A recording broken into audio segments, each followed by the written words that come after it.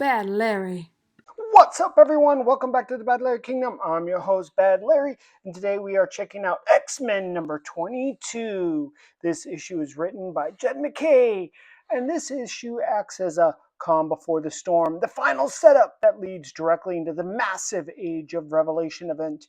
This focuses on Doug Ramsey, aka Cypher, now transformed into Revelation, the heir of Apocalypse. Ryan Stegman's cover immediately telegraphs the stakes. Cyclops stands front and center, but looming behind him is Revelation, framed in ominous gold and black Apocalypse's colors. The visual symbol, Cyclops is the leadership of the present, Revelation is the future of humankind. The color palette echoes the classic Age of Apocalypse imagery. We open this issue with Cyclops still in custody. The sheriff have detained him following the fight between him and Agent Lundquist in the diner. The dialogue is cold and bureaucratic. She's all right, Mr. Summers. Lundquist's people have come to collect him. Right away, Jed MacKay establishes that the X-Men are under scrutiny and politically vulnerable. As y'all might know, I love me Magic. She's my second favorite X-Men. And she's badass. She's straightforward. She calls the sheriff a pig. How dare you put one of us in jail if she's our so-called friend? And Cyclops quickly sniffs out the old "if the cat's away the mice will play." He's like, what y'all been up to when I was in jail? Cyclops just knows that these kids got into some havoc while he was in jail. But this son of a bitch, green-haired Fitzroy, has the audacity to say, "Oh, the X-Men are jailers of fellow mutants." Like, this son of a bitch kept Animalia, aka Jen Starkey, prisoner, and has the gall to. What a hypocrite! Normally we have Ryan Stegman or Nito Diaz as the artist, but in this issue it's CF Diaz. And one of the things I find sometimes distracting is each artist can draw each character, kind of in their own, uh, their own way. Cyclops always kind of comes out the same. Juggernaut always kind of comes out the same. Magneto always kind of comes out the same. One of the characters that always seems to look different is Psylocke. But to be honest, I ain't hating his art right now. Anyway, the X-Men, well, Psylocke doesn't plan to keep this son of a bitch Fitzroy prisoner long term. She's planning to hand him over to King Bedlam, who's a mutant, to secure his loyalty to the X-Men. There's political things going on amongst the mutant kind. This page here is basically the introduction to the fact that Juggernaut is a red-blooded, cold-hearted killer. He likes to kill, he likes to eat the meat. They all kind of go hand in hand. And this allows Beast to get up on his high horse and do the old, "How dare you kill someone under the guise of the X-Men banner." Now remember, this Beast, his mind comes right after the original X Factor series. So he's still fresh from Xavier's teaching. You don't kill anybody. He still kind of considers Juggernaut a villain. And he's like, "We're X-Men, we don't kill people." Juggernaut's like, "Yeah, says who? You look, see who's on this team? It's a bunch of killers." And here's a problem. Beast wants to be the White Knight, step up for Jen Starkey, and then be in her corner when she's not even there, talking about she's so traumatized by seeing Juggernaut rip this dude's head off. But maybe she is, maybe she isn't. We'll find out.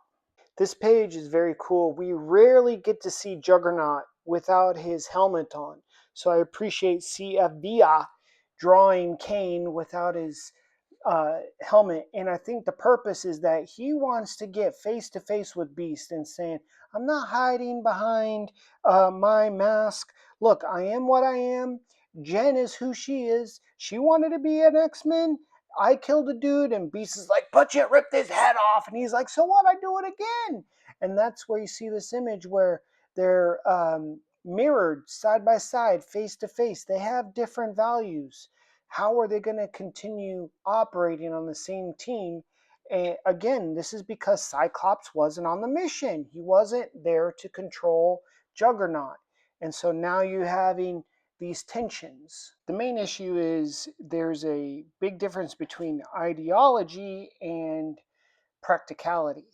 Beast is still an ideologue. He still believes totally in Professor X's dream. Juggernaut is a soldier. He's a realist. He says, mutant kind's in a war.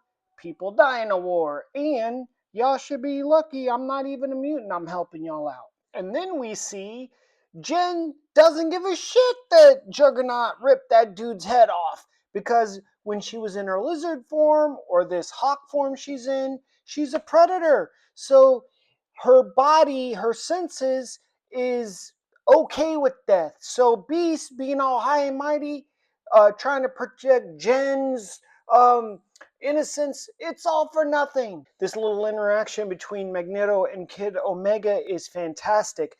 Magneto has always put in the hard work, and he also has mastered his abilities. However, Kid Omega relies totally on his abilities. He doesn't do anything extra, and it shows. He admits that he's shit at chess because, if you're going to read someone's mind, you don't have to put in the hard work. And then down below, we see Cyclops, as he should, laying into magic for doing a mission off books that, it was a disaster, let's be fair. In a corporate structure like the X-Men, where Cyclops is the tactical and field leader and the leader of the entire team, he's kind of like the dictator. Uh, Initiative is rarely a characteristic that is encouraged.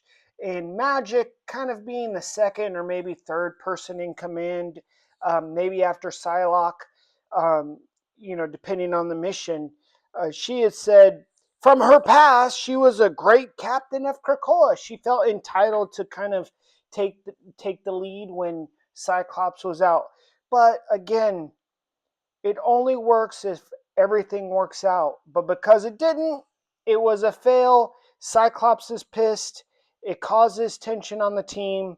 It's kind of funny. Psylocke here says that she encourages her teammates to show initiative, but that's why she's not the top leader. Cyclops is saying, look, let's circle back and refocus on the mission when there's a distraction. And that distraction is none other than Doug Ramsey, aka Cypher, aka Revelation, along with his wife, Bay the Blood Moon, and his BFF, Warlock. And this is going to lead to disaster if Cyclops lets these three fools in. Revelation is giving the old arms open while Cyclops has the arms crossed. It's the body language for me. Ramsey is trying to show that he's just a little mutant sheep. He wants to join the fold when he's really a wolf in sheep's clothing. Also, look at Bay the Blood Moon and Warlock in the background with their red coloring. It's very ominous. These people don't look like they're friendly. Cyclops knows this dude has changed, and he asks point blank, is it Doug Ramsey's talking to or the heir of Apocalypse?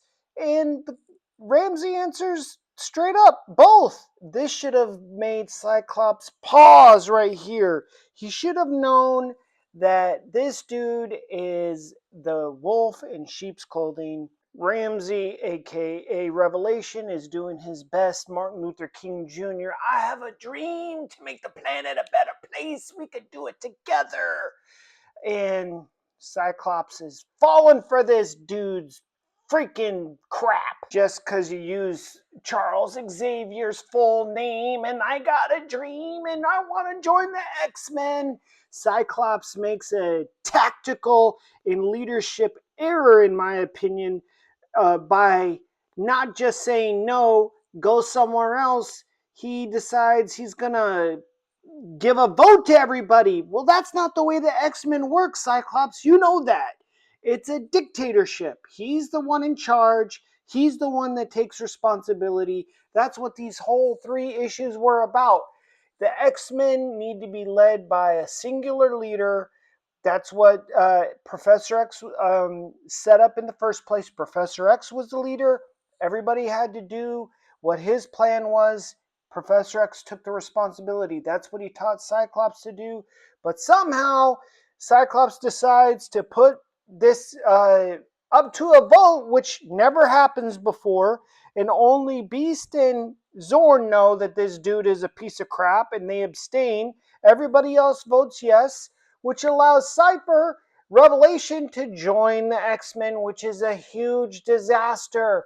And Cyclops, because he gave that power away to the people, now he has to accept Revelation into the X-Men. There's a bit of a timeline inconsistency here because, we'll see that there's a bit of time that actually happens before Cyclops is psychically attacked, but basically, the future Cyclops' psyche, as we see here, 10 years into the future, is being swapped with our Cyclops. Now, we'll know, I think this is the death of our current timeline's Cyclops' psyche. Cyclops himself doesn't die, but the one that we know now, the one that is in this present time frame, is sent to the future.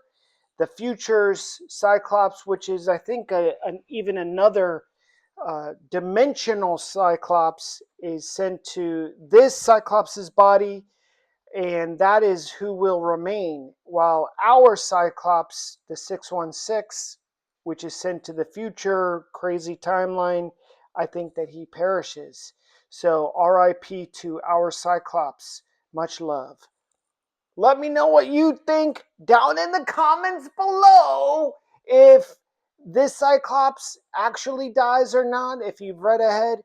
Let me know if you like this series so far. Give me a comment. Play a thumbs up on the video.